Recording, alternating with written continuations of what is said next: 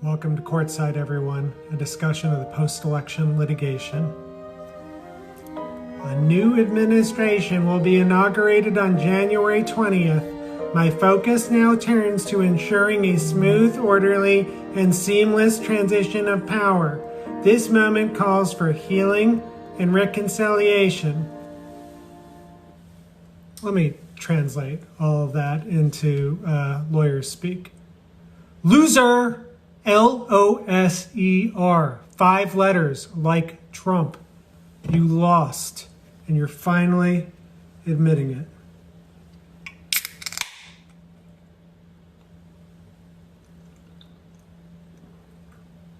it.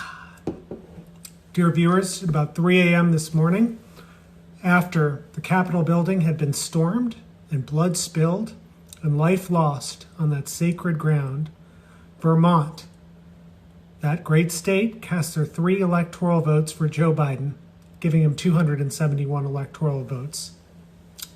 This part of our long national nightmare is over.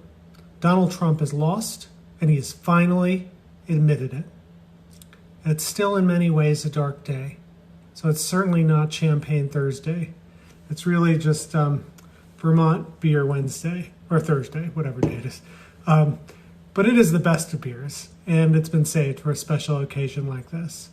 I don't mean to minimize the gravity of what happened over the last 36 hours. This is something our kids and their kids are going to be talking about. But here's the thing I want you all to remember.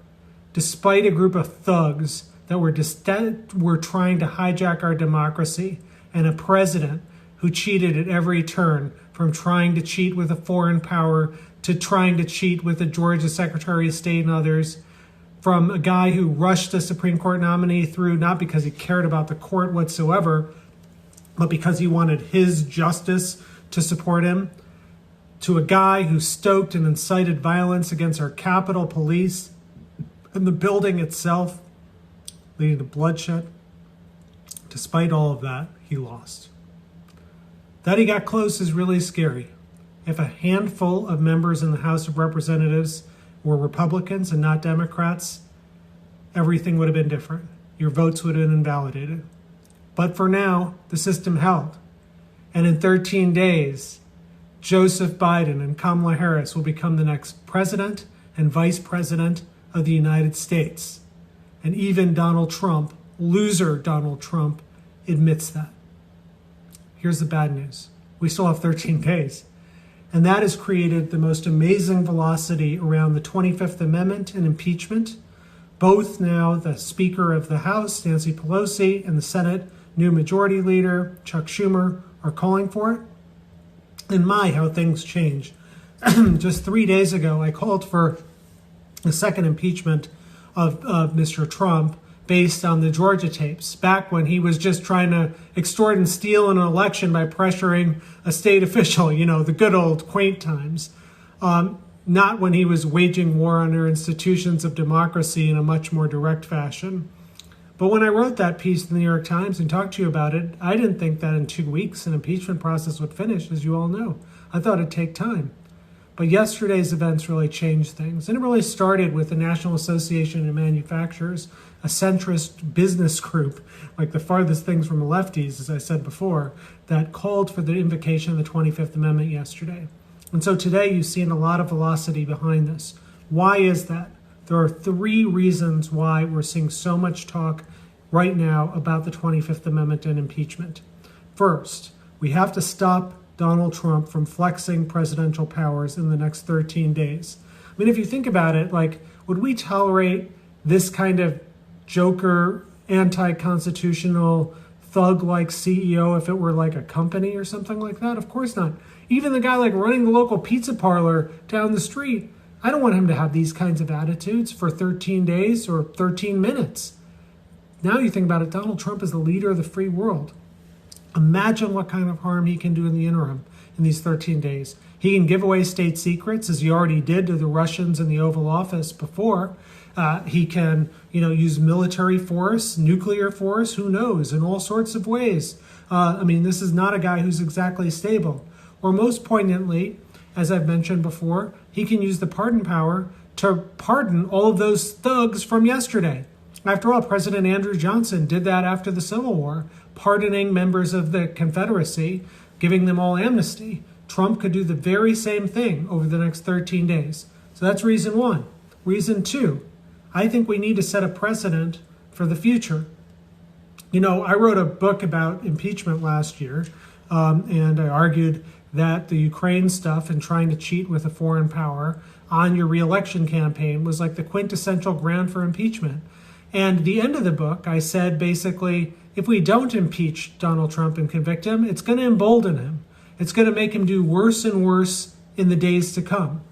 Now, look, I don't think I'm like some sort of Nostradamus or something. I'm just kind of an average dude who's just not a partisan hack. But anyone could see this. If you would cheat with a foreign power to win your reelection, why wouldn't you do the same thing in this way? And so just to set the record straight and to demand what is acceptable behavior of a president, I think the 25th Amendment and impeachment are necessary. And also, by the way, for a modicum of decency, I mean, this is a guy who says, I love you to these thugs after they did what they did on the Capitol, after they shot a member of the Capitol Police. My God. So that's the second reason. And the third reason, I think we need to get everyone on record in the cabinet, in the House, in the Senate. Are they going to stand with this man? Are they going to accept this behavior and say, oh, that's cool, you can continue being president? I mean, even after 4 years of this nonsense, I'm amazed by Lindsey Graham, who keeps on thinking that the real deal-breaking move is Trump's next one. He keeps saying, well, this was kind of bad, but it's, only if he does something bad again. How many times do we have to hear this junk? If these people really want to stand with Donald Trump, say so. Have that vote. Don't be afraid. Let your votes live in infamy. And, if you're a member of the cabinet, I mean, come on, there are fewer than 300 hours left in the administration. Almost a third of these jokers don't even have full appointments confirmed by the Congress, and they have the world's worst boss. What do they have to lose? So we quickly went through the 25th Amendment last night, and I want to do a little bit of a deep dive on that tonight because I think you are going to be hearing more about this in the next 24 hours. So as I said, it was passed in 1967 after the assassination of President John F. Kennedy. And the key part that we're talking about is Section 4, which is about removing a president who isn't willing to leave. The other parts are about like if someone gets ill or something like that. But here's what needs to happen under Section 4. You have an initial group of people, the vice president and the cabinet. And they're supposed to have some sort of discussion. Doesn't need to be a formal meeting or anything like that. It could be on the phone. It could be over email, text message, even. But they have to decide, a majority of them, plus the vice president, that the president is, quote, unable to discharge the powers and duties of his office. If they so determine, they are supposed to notify in writing Speaker Pelosi and the Senate pro tem leader, which is Chuck Grassley. At that moment of notification, the president is not the president. The vice president becomes the immediately acting president. Then the president can contest that. He has to contest it in writing, and once he contests it, the group has 4 days with which to disagree with it. And during those 4 days, Pence is still president. Okay, so the president doesn't get to take back the reins just by mere disagreement. So those 4 days can elapse, or, they can decide earlier. And this group can decide, well, we're sticking to our guns, and Mr. President, we're removing you, Donald Trump. Or, oh yeah, Trump, you've convinced us you're actually sane and normal, which would be an amazing act of persuasion coming from me. I really do think that'd be pretty monumental, but let's just say they did that. Then, of course, it all goes away. But if there's a dispute between Trump and Trump and the cabinet and the vice president, it's then going to go to Congress. And Congress has to meet quickly within 48 hours just to establish the ground rules. And then they have 21 days to decide what to do. And they have to take a vote at the end of the 21 days. But here's the thing. For all that time, the president is the current vice president, Pence. Trump is removed from power. Trump doesn't even have 21 days left. So basically, while it does require a 2/3 vote at the end of the 25th Amendment in order to remove a sitting president, we're never going to get there anyway. The clock will run out. This gives the cabinet and Vice President Pence a mechanism right now to remove Donald Trump as president. They could do it tonight. As they say, they can do it by a text message. There's a question about whether or not acting cabinet secretaries count for purposes of deciding what is a majority of the cabinet or not. My view is that they do. The text of the Constitution says that it's, quote, principal officers of the executive departments that are to take that vote. And generally that's understood, I think, to mean acting secretaries of the cabinet. And the legislative history in 1965 suggests something similar. If everyone counts, acting secretaries as well as Senate confirmed secretaries, then there would be 15 positions. So 8 people in the cabinet would need to vote to remove Donald Trump. If actings aren't counted, then there'll only be 11 people in the cabinet, and then there would need to be 6 of them in order to remove Donald Trump.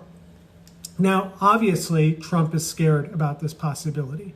That's why he gave his speech, of course, which is going to go down in the history books as a speech called the biggest loser ever speech, to put the technical term there.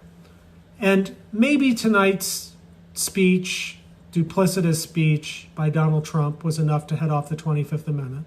I certainly don't think it should, and I think all of us should be deeply worried about this unstable, insecure, loser man at our nation's home for the next 13 days. But tonight, there is good news. We know, as we've talked all along, from day one at Courtside, that Joe Biden is going to be the president on January 20th. I'll see you tomorrow.